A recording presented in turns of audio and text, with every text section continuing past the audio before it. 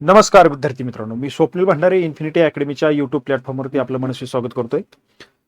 विद्यार्थी मित्रांनो, लक्षात ठेवा, युद्ध जिंकण्यासाठी आपल्याला त्या अगोदर शत्रूची संपूर्ण माहिती करून घ्यावी लागते.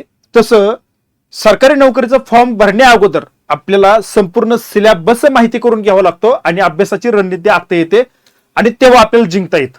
आणि म्हणून विद्यार्थी मित्रांनो, एक लक्षात ठेवा, हा सिलेबस हा आपला सर्व काही मानून जेव्हा आपण त्याच्याशी संपूर्णपणे आपलं पणाला लावून अभ्यास करतो ना, तेव्हा यश मात्र नक्की मिळतं. त्याप्रमाणे आपण SSC CGL 2026चा संपूर्ण सिलेबस तुम्हाला माहितीच आहे किंवा नसेलही, परंतु फक्त सिलेबस माहिती असून उपयोग नाही. त्या सिलेबस मध्ये परीक्षेला विचारण्यात येणारे महत्वाचे कीवर्ड, महत्वाचे पॉइंट, महत्वाचे टॉपिक कोणते असतात ते आपण या ठिकाणी समजून घेणार आहोत. आणि त्याकरता ज्या विद्यार्थ्यांनी सिजलची तयारी करता फॉर्म भरलेला आहे, जे फॉर्म भरून तयारी करत आहेत, अशांसाठी 101% हा व्हिडिओ खूप महत्वाचा असणार आहे, खूप फायदेशीर असणार आहे. व्हिडिओ शेवटपर्यंत बघा, लाईक करायला विसरू नका, सबस्क्राईब करायला देखील विसरू नका. जर तुमचे काय मनातील प्रश्न असतील ते देखील तुम्ही कमेंटमध्ये द्या, आपण त्यावरती उत्तर देण्याचा प्रयत्न करू. चला विद्यार्थी मित्रांनो, आपण संपूर्ण सिलेबस, स्मार्ट प्रिपरेशनची स्ट्रॅटेजी कशी असणार आहे ते देखील तुम्हाला मी या ठिकाणी समजून सांगणार आहे. अवघ्या काही 5 मिनिटांमध्ये हा व्हिडिओ संपवतो. त्या अगोदर इन्फिनिटी अकॅडमीच्या प्लॅटफॉर्मवरती कामगार आयुक्तालयाची जाहिरात आलेली आहे आणि त्या संदर्भात 2 बॅच दिलेले आहेत. एक कायद्याची आहे आणि एक फाउंडेशन बॅच आहे. विद्यार्थी मित्रांनो, महाराष्ट्रातील हजारो विद्यार्थ्यांनी या बॅचला ऍडमिशन घेतलेलं आहे. तुम्ही अजून देखील ऍडमिशन घेतलेलं नसेल तर तुम्ही कुठेतरी एक थोडं पाठीमागे राहाल, कारण ज्यावेळेस तुम्हाला कायदा एका तज्ञ व्यक्तीमार्फत शिकवला जातो त्यावेळेस विद्यार्थी मित्रांनो, तो अभ्यास करणारा विद्यार्थी सर्वांच्या पुढे एक पाऊल राहणारच आहे. यश मिळवण्यासाठी सज्ज राहा, ही बॅच घ्या.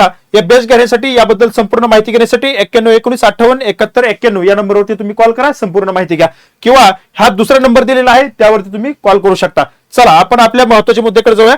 बघा, आपल्याला SSC CGL चा जो काही एक्झाम पॅटर्न आहे तो एक्झाम पॅटर्न या ठिकाणी तुम्हाला समजून घेतो, कारण यशाच्या दिशेकडे जाणारा जो रस्ता आहे तो रस्ता जर तुम्हाला अगोदर माहित झाला तर तुमची जी काय ट्रॅव्हल आहे, तुमचा जो प्रवास आहे तो खूप वेगाने होतो आणि यशस्वी होतो. यशस्वी प्रवास करण्यासाठी तुम्हाला हा जो काही एक्झाम पॅटर्न आहे तो तुम्हाला या ठिकाणी समजून घ्यावा लागेल. तर एक्झाम पॅटर्न मध्ये पहिल्यांदा आहे जनरल रिजनिंग. आता जनरल रिजनिंग, त्यानंतर जनरल अवेअरनेस, यामध्ये 2 पार्ट येतात, GS येतं आणि करंट देखील येतं.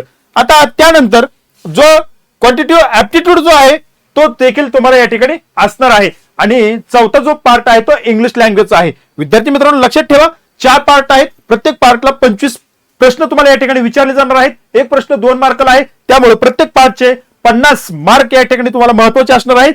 आणि सगळ्यात महत्वाचं, एकूण टोटल केली तर 200 मार्क होतात. आणि यामध्ये तुम्हाला जो परीक्षा स्वरूप आहे, परीक्षा ऑनलाईन पद्धतीने असणार आहे. आणि विद्यार्थी मित्रांनो, हा जो काही 4 पार्ट आहेत बघा, 1 2 3 आणि हा 4, ह्या प्रत्येक पार्टला तुम्हाला 15 मिनिटाचा वेळ आहे. हा पार्ट 15 मिनिटांसाठी असणार आहे. 15 मिनिटात तुम्हाला 25 क्वेश्चन सोडवायचे. त्यानंतर 15 मिनिटं संपल्यानंतर दुसरं सेक्शन चालू होईल, नंतर यासाठी 15 मिनिटं असणार आहे. तर आता यामध्ये सगळ्यात ट्विस्ट असा आहे, सगळ्यात महत्वाचं, ज्या वेळेस तुम्ही 25 क्वेश्चन सोडवताय, तुम्हाला 15 मिनिटाची वेळ आहे, परंतु तुमचं 10 मिनिटात सोडून झालं तर तुम्हाला 5 मिनिटात त्याच ठिकाणी वेट करावं लागणार आहे. त्यामुळे प्रश्न सोडवत असताना पूर्ण दिलेला वेळ लावूनच तुम्हाला या ठिकाणी प्रश्न सोडवायचे आहेत. कारण हा 15 मिनिटाचा पाठ वेळ कंप्लीट झाल्याशिवाय, टाइम पूर्ण झाल्याशिवाय दुसरा सेक्शन ओपन होणार नाही, याची सर्वांनी नोंद घ्यायची. बघा, एकूण 4 सब्जेक्ट आहेत, 100 क्वेश्चन आहेत आणि ते 200 मार्काला 15 मिनिटं. बघा, 15 चौक 60, एका तासामध्ये तुम्हाला एवढं सोडवायचं आहे. आता यामध्ये आपण बघूया रिझनिंग. रिझनिंग जो आपण पार्ट बघितला त्यामध्ये सगळ्यात महत्वाचं, नेमकं खोलात जाऊन अभ्यास करून आपण या ठिकाणी परीक्षेला विचारले जाणारे एकूण 15 टॉपिक या ठिकाणी आपण काढलेले आहे. याच 15 टॉपिक वरती तुम्ही जर भर देऊन अभ्यास केला तर तुम्हाला यश मिळू शकतं, परीक्षेमध्ये चांगले मार्क मिळवता येतील. त्यामध्ये पहिला टॉपिक आहे बघा, क्लासिफिकेशन, अर्थात मराठीमध्ये सांगायचं झालं तर वर्गीकरण आपण ते म्हणतोय. त्यानंतर साम्य आहे, नंतर कोडिंग डिकोडिंग आहे, नंतर आकृती मोजणी म्हणजे वेन आकृत्या वगैरे असतात, आकृती मोजण्यासाठी त्यामध्ये त्यांच्या ट्रिक्स काय असतील ते आहे. त्यानंतर न्यायवाक्य, सिलेलिझम आहे, वर्ड फॉर्मेशन आहे म्हणजे शब्द निर्मिती. त्यानंतर वेन डायग्राम म्हणजे वेन आकृती आहे बघा, डायरेक्शन अँड डिस्टन्स, दिशा आणि अंतर यावरती आहे. त्यानंतर ब्लड रिलेशन म्हणजेच अर्थात नातेसंबंध आपण म्हणतो त्यावरती प्रश्न येतो. त्यानंतर ऑर्डर, रँकिंग, क्रमवारी आणि श्रेणी. त्यानंतर डाईस, पासा. पासा आपण कसं टाकतो बघा, ते कवडे असतात त्यावरती आपण 1 2 3 असे 4 6 असे अंक असतात, म्हणजे त्या पद्धतीने तुम्हाला ते विचारलं होतं. शाब्दिक तर्क आहेत बघा, नॉन व्हर्बल रिझनिंग. त्यानंतर सेटिंग अरेंजमेंट, बैठक व्यवस्था कशा पद्धतीने, त्यावरती प्रश्न तयार केलेले असतात.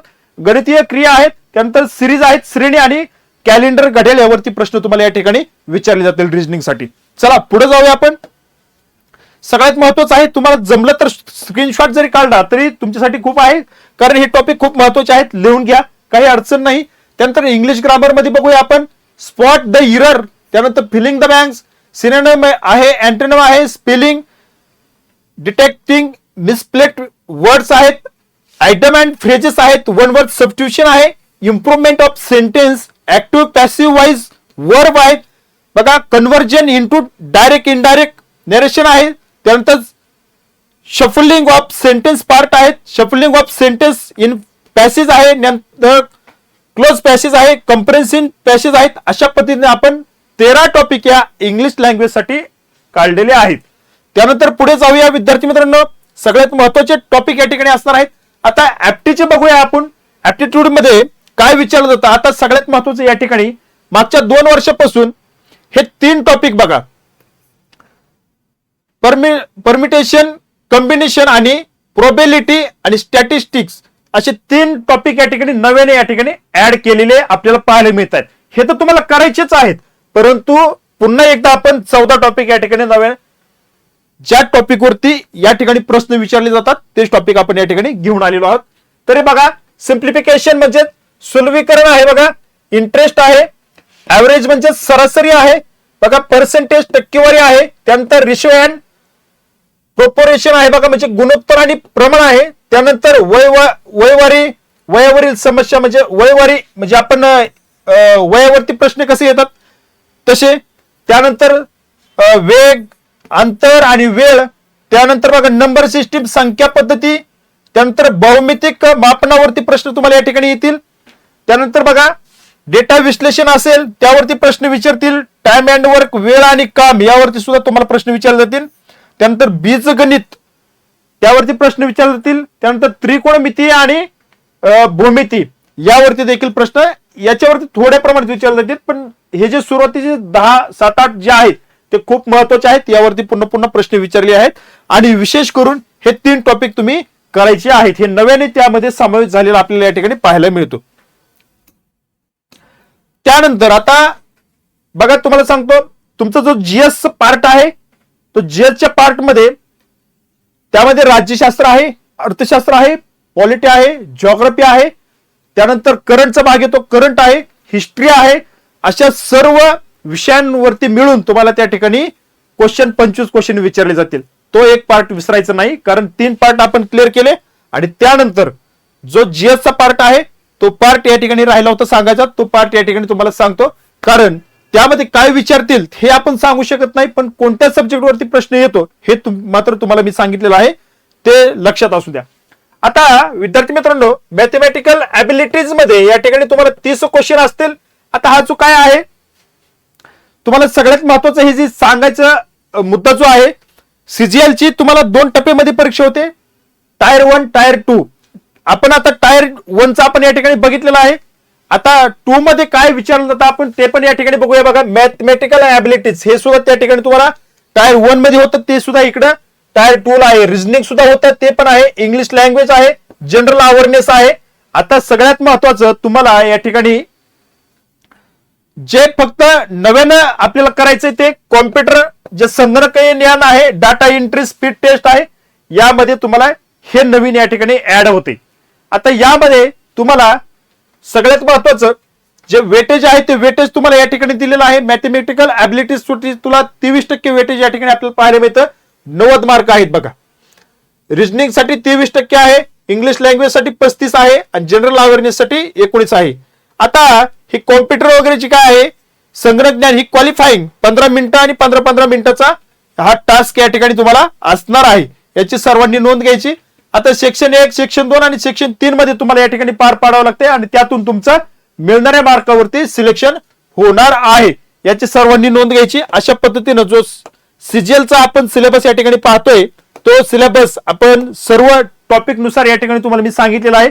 महत्वाच्या टॉपिक वरती या ठिकाणी तुम्हाला फोकस करायचा आहे, जेणेकरून तुम्हाला टायर 1 ज्यावेळेस आपल्याला क्वालिफाय करून तुम्ही 2 ला जाताल, पण 1 क्वालिफाय होणं खूप महत्वाचं आहे.